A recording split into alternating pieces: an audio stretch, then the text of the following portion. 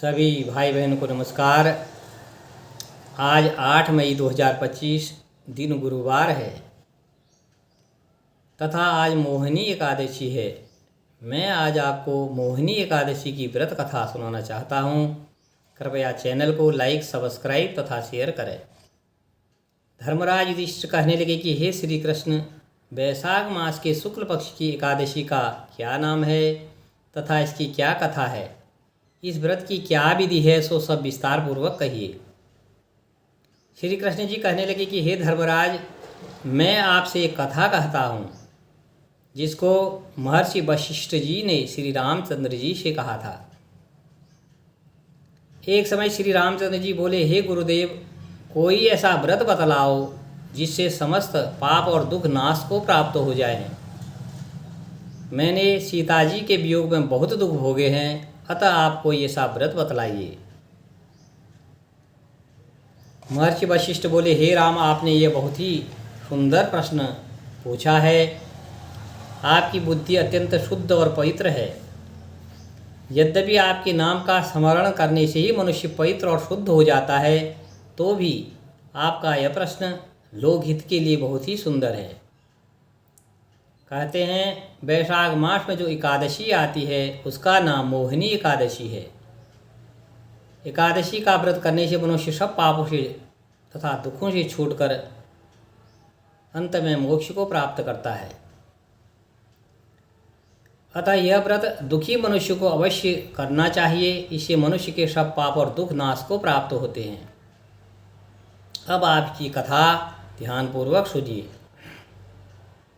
सरस्वती नदी के किनारे भद्रावती नामक एक नगरी थी। वहाँ पर द्युतिमान नामक चंद्रवंशी राजा राज्य करता था।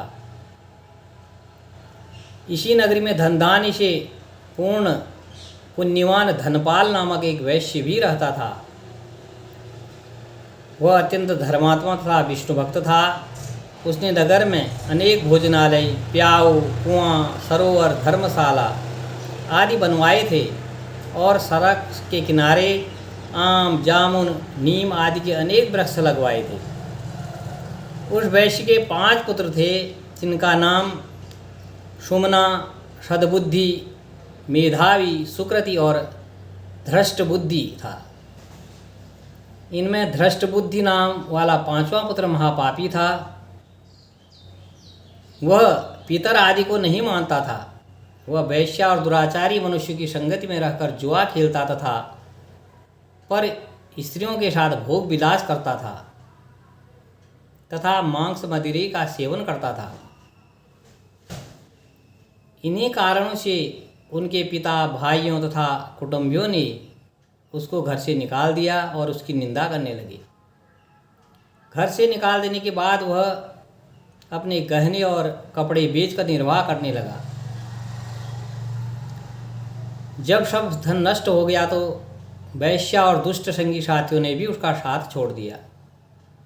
अब वह भूख और प्यास से अत्यंत दुखी रहने लगा और कोई सहारा न देकर वह चोरी करने लगा।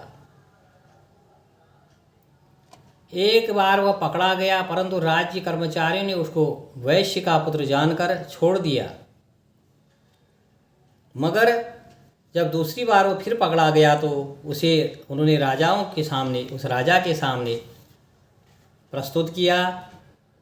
राजा ने उसे कारागार में बंद कर दिया।